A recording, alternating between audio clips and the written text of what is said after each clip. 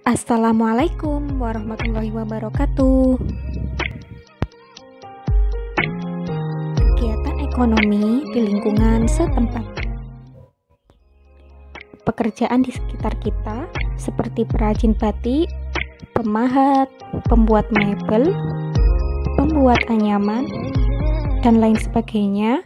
Mereka memanfaatkan sumber daya alam yang banyak tersedia di daerah setempat, seperti kayu, daun lontar, batu, pandan, rotan, pewarna daun, dan lain-lain.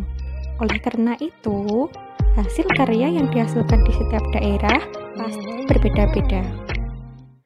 Barang hasil karya para perajin tersebut dapat kita nikmati setelah melalui proses produksi yang rumit dan proses distribusi yang panjang.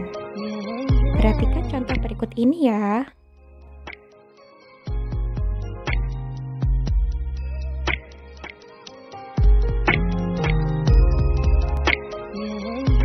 Mereka memanfaatkan batu untuk kerajinan.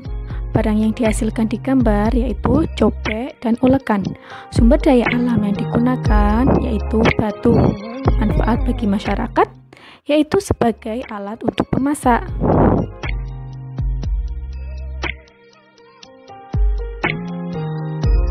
Perajin bambu. Barang yang dihasilkan pot bunga, tempat tisu, tempat sampah. Sumber daya alam yang digunakan yaitu bambu. Manfaat bagi masyarakat untuk peralatan rumah tangga.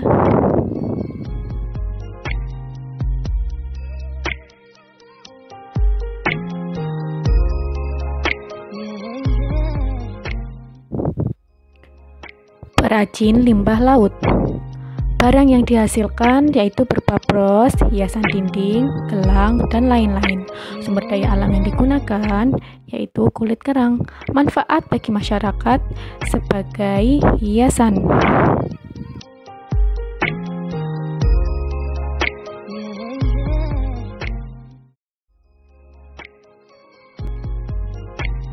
Tahukah kalian bagaimana proses pembuatan meja dan kursi yang ada di kelasmu?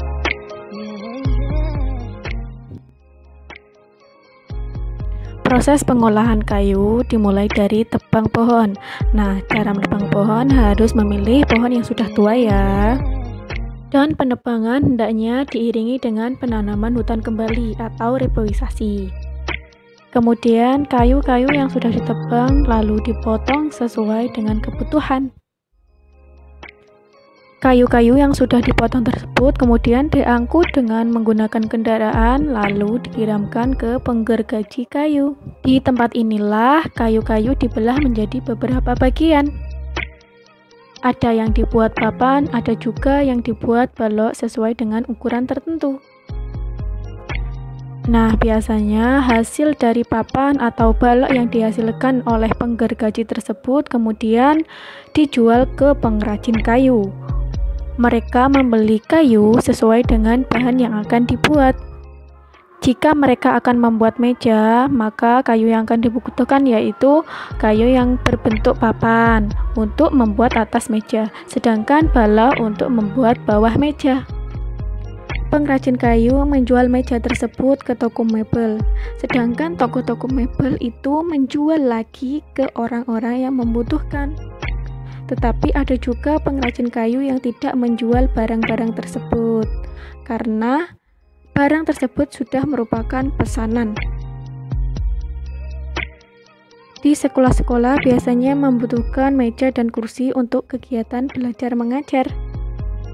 Nah, biasanya kursi dan meja tersebut didapat dari toko mebel atau langsung dari pengrajin kayu.